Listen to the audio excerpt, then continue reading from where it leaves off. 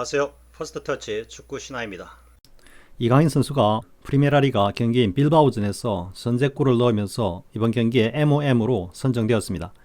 비록 후반전 인저리 타임에 페널티킥을 허용해서 1대1 무승부로 경기가 끝나는 바람에 이강인의 골이 조금 삐슬발했지만 지난번 헤타페전에서의 멀티골 이후에 다시 골 레이스를 이어간다는 점에서 매우 중요한 의미가 있습니다.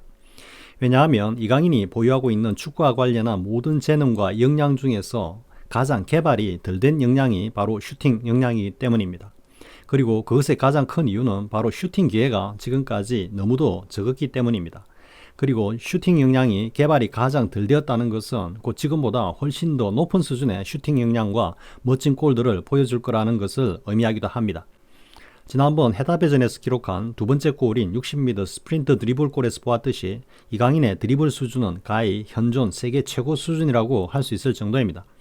정말 그 드리블 과정에서 조그만 트러블이 있었어도 즉 드리블 볼 컨트롤에서 미세한 엇박자가 있다든지 아니면 드리블 중 몸의 균형이 조금만 흐트러졌어도 곧바로 수비수에게 따라잡히거나 슈팅 포즈로 이어가지는 못했을 것입니다. 하지만 이강인은 거의 완벽한 드리블을 그것도 최고 속도로 달리는 가운데 볼을 컨트롤하면서 또 여기에 전력을 다해서 볼 없이 뒤를 쫓아오는 상대 수비수를 의식하면서도 조금의 흔들림도 없이 완벽하게 골을 넣었습니다. 이강인의 이 골은 이강인의 슈팅 역량보다는 탁월한 드리블 역량이 만들어낸 골이라고 할 수 있을 정도로 이강인은 이제 드리블 마스터로서의 역량을 완벽하게 증명하였습니다. 이번 빌바오전에서도 다수의 드리블 시도가 있었고 거의 대부분 성공을 했습니다. 그리고 발 뒤꿈치를 활용한 환상적인 백스텝 볼 터치로 탈압박을 해버리는 정말 멋진 플레이도 보여주었습니다.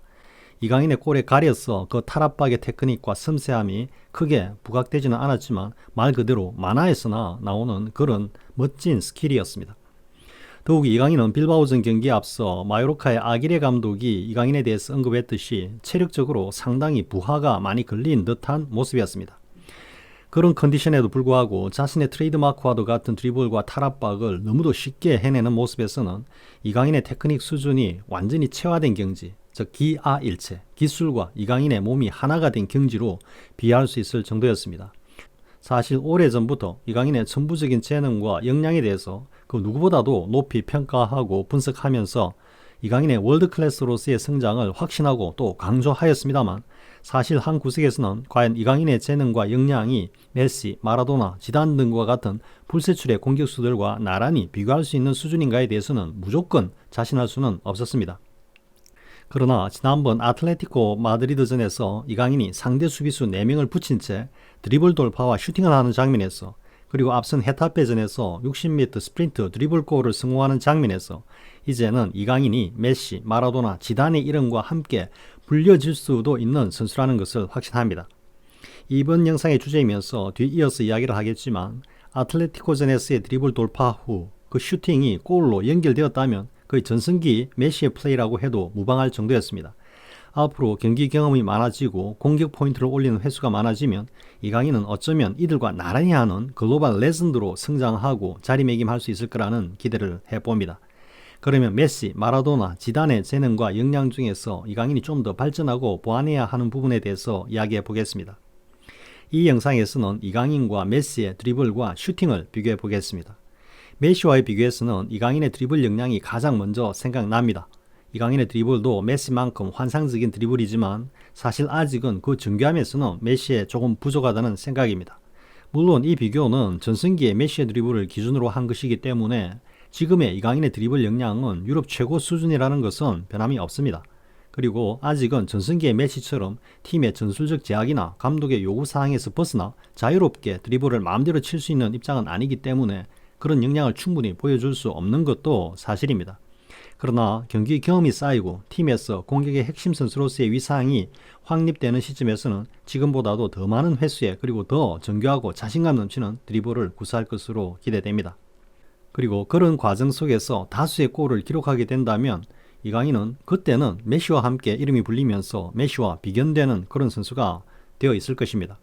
그런 시발점으로서 지난번 아틀레티코 마드리드전에서 보여준 4명의 수비수 돌파 후 슈팅이 골로 연결되었어야 했는데 그래서 그 장면이 두고 아쉽다는 것입니다.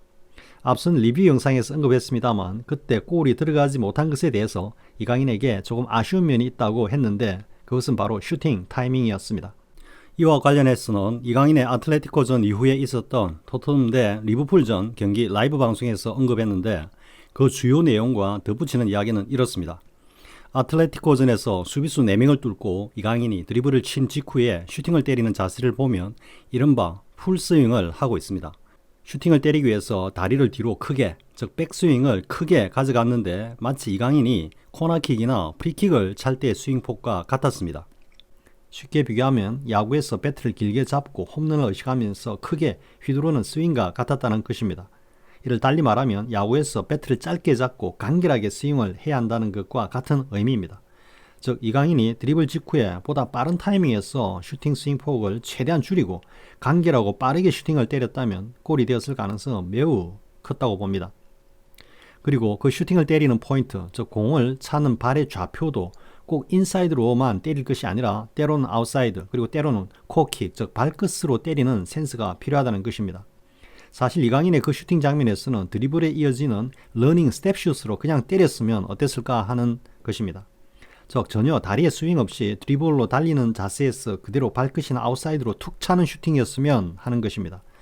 사실 이강인이 보다 많은 경기 경험이 있었고 또 그런 상황을 다수 접했더라면 그 장면에서 골을 틀림없이 넣었을 것입니다. 경기 경험이 부족하고 그런 상황은 아마 제 기억으로는 거의 처음이라고 생각될 정도로 이강인은 그런 상황과 같은 경험이 거의 없었기 때문에 골로 연결되지 않았다고 생각합니다. 주제넘게 세계 최고 수준의 이강인 선수에게 훈수를 하는 것 같습니다만 앞선 영상에서 반농담으로 이강인 선수가 축구신화 채널을 보는 게 분명하다고 했을 정도로 축구신화 영상에서 주문하는 내용과 이강인 선수의 플레이와의 싱크로율이 매우 높습니다. 그런데 이번 빌바오전에서 이강인이 골을 넣는 장면을 보면 다시 한번 축구신화의 리뷰와 이강인의 플레이의 싱크로를 확인할 수 있습니다. 이강인이 빌바오전 골을 넣는 장면에서 슈팅을 때리는 모습을 아틀레티코전과 비교해보면 슈팅 시 스윙폭이 상당히 좁아져 있고 슈팅 후 팔로우도 짧고 간결한 것을 볼 수 있습니다. 이것은 슈팅을 그만큼 간결하고 빠르게 끊어서 했다는 것이고 따라서 슈팅의 임팩트는 스윙보다는 발목을 활용한 것임을 알 수 있습니다. 화면상으로는 풀스윙을 가져갔어도 슈팅이 가능했다고 생각될 정도로 수비에 마크하는 어느 정도 여유가 있어 보이지만 공격수의 슈팅 타임은 제 아무리 빨라도 지나치지 않는 것입니다. 그것은 수비의 커버가 전혀 예상할 수 없을 정도로 아주 빠르게 들어오는 경우가 허다하기 때문입니다. 이처럼 아틀레티코전에서의 조금 부족했던 것을 빌바오전에서 곧바로 보완한 이강인의 플레이였습니다. 요즘 이강인의 경기는 한 경기 한 경기 볼 때마다 엄청나게 진화한 역량들을 보여주고 있습니다. 이후의 경기들에서 다시 한번 아틀레티코전에서와 같은 드리블 후에 슈팅으로 골을 성공시키는 이강인의 퍼포먼스를 기대합니다. 그런 경기가 펼쳐지는 시점부터 이강인은 정말 메시를 향해서 달려갈 것입니다. 시청해주셔서 고맙습니다. 구독과 좋아요를 주신 분들께 감사드립니다. 고맙습니다.